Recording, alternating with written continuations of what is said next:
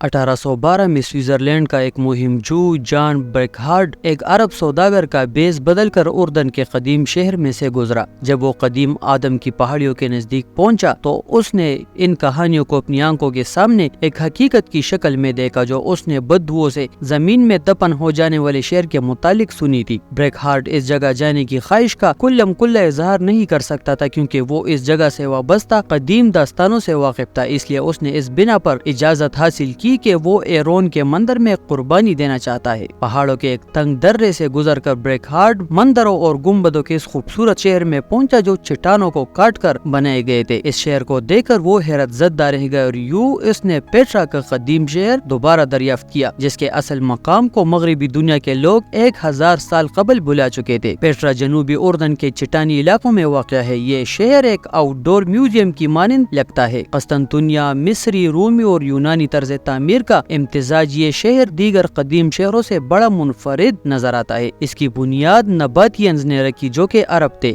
دیگر قدیم شہروں کی طرح پیٹرا کی معیشت کا دار و مدار بھی تجارت پر تھا۔ قدیم نباتینز نے تقریباً 300 قبل مسیح میں اس شہر کو چٹانوں کو تراش کر بنایا۔ اس وقت پیٹرا پہاڑ کی نوکیلی چوٹیوں سے گرا ہوا ہے۔ اصل میں یہ شہر مشرق وسطی کے قدیم راستوں کے سنگم پر واقع ہے۔ اونچے پہاڑوں میں سے گزر کر یہی وہ راستہ تھا جہاں سے گزر کر عربوں کے تجارتی قافلے بحیرہ روم اور بحیرہ اسود پہنچا کرتے تھے، اور ان عرب و نباتینز کی کمائی کا اصل ذریعہ تجارتی راستوں کی حفاظت سے حاصل ہونے والا ٹول ٹیکس تھا۔ پیٹرا کی ایک اور اہمیت یہ تھی کہ یہاں پانی کثیر تعداد میں تھا جو ان قافلوں کی ضروریات پوری کرنے کے لیے کافی ہوتا تھا۔ جلد ہی یہ شہر ایک عظیم تجارتی مرکز اور نباتی سلطنت کا دارالحکومت بن گیا۔ یہ سلطنت 106 تک قائم رہی، پھر رومیوں نے پیٹرا کو فتح کر لیا۔ رومی سلطنت کے ایک صوبے کی حیثیت سے پیٹرا کی اہمیت کچھ عرصہ قائم رہی، اس لیے اس کے طرز تعمیر پر رومیوں کا بہت گہرا اثر نظر آتا ہے۔ جب رومیوں نے دیگر تجارتی راستوں کو ترقی دی تو اس شہر کی اہمیت آہستہ آہستہ کم ہونے لگی۔ 6 صدی عیسوی کے وسط میں یہ شہر بالکل ویران ہو گیا۔ آخرکار 8ویں صدی عیسوی کے وسط میں ایک خوفناک زلزلے کے نتیجے میں یہ عظیم الشان شہر مکمل طور پر زمین کے نیچے دفن ہو گیا۔ اب اس شہر کے جو کھنڈرات دریافت ہوئے اس کے مطابق اس میں داخلے کے لیے ایک تنگ گھاٹی سے گزرنا پڑتا ہے جو کہ 5 میٹر چوڑی اور 200 میٹر بلند ہے۔ ان کھنڈرات میں وہ عمارتیں جو شہر کے مرکز میں واقع تھی۔ بہت سے مندر اور گنبد جو پہاڑوں کو کاٹ کر بنائے گئے تھے اب تک اپنی اصل حالت میں موجود ہے۔ ان میں سب سے زیادہ مشہور کیشنی ہے جو پیٹرا تک جانے والے تنگ درے سق کے اندرونی سرے کی مخالف سمت میں بنا ہے۔ پہلی صدی قبل مسیح میں بننے والی یہ عمارت کیشنی کی 2 منزلیں ہے۔ نچلی منزل کی طرز تعمیر یونانی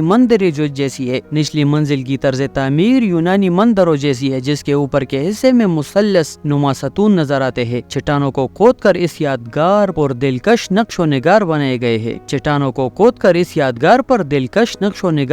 گئے ہیں۔ کیشنی کی مرکزی عبادت گاہ 202 مربع میٹر یعنی 40 مربع فٹ رقبے پر مشتمل ہے۔ اس کے ساتھ 2 چھوٹے کمرے ہیں جو راہبوں کے رہنے کے لیے مخصوص تھے۔ کیشنی ایک مندر ہے اور اس کا ایک گنبد بھی ہے۔ اس لفظ کا عربی مفہوم خزانہ ہے۔ مقامی بدوؤں کا خیال تھا کہ اوپر کے مرکزی ہال میں جو خاکدان بنا ہوا ہے اس میں ایک مصری فرعون کا خزانہ چھپا ہوا ہے۔ کئی بدوؤں نے خزانہ حاصل کرنے کے لیے اس خاکدان پر گولیاں چلائی تاکہ اسے توڑا جا سکے۔ پیٹرا میں داخلے والی تنگ گھاٹی سے آگے کئی ستونوں والے مقبرے ہیں۔ آگے کی طرف جائے تو ایک تھیٹر آتا ہے جو چٹانوں کو کاٹ کر بنایا گیا ہے۔ اس کی تعمیر پہلی صدی قبل مسیح میں ہوئی۔ تھیٹر سے آگے کئی مقبرے ہیں۔ یہاں ایک تنگ پہاڑی راستے سے گزرتے ہوئے 1 گھنٹہ کی پیدل مسافت پر قدیم عبادت گاہ ہے جو رومیوں کے عہد میں بنائی گئی تھی۔ اس سے بھی اوپر قربان گاہ ہے جہاں کئی درزیں بنی ہے جن کے ذریعے قربانی کے جانوروں کا خون نیچے گرایا جاتا تھا۔ پیٹرا سے جنوب کی طرف وسیع اور ریز صحرائی لینڈسکیپ ہے جسے وادی روم کہا جاتا تھا۔ یہاں بدو قبائل آباد ہے جو آنے والے مہمانوں کی قہوے سے تواضع کرتے ہیں۔